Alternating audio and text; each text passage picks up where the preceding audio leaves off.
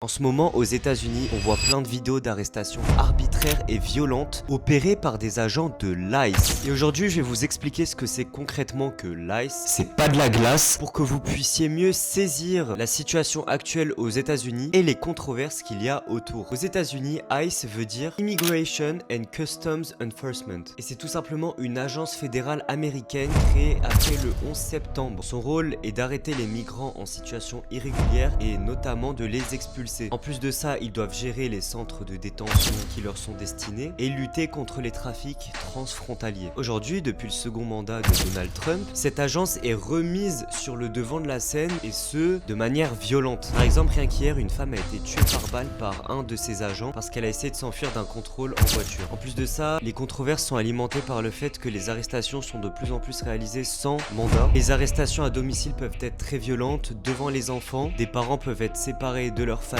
du jour au lendemain, sans parler des conditions des centres de détention destinés à accueillir les migrants en situation irrégulière avant de les expulser. Ils sont souvent surpeuplés, avec un mauvais accès aux soins. Les décès ont été recensés en détention et plusieurs ONG parlent de violations de droits humains. Bien sûr, cette vidéo n'est pas suffisante pour tout expliquer, mais j'espère qu'au moins j'aurai pu vous apporter un regard plus clair sur la situation.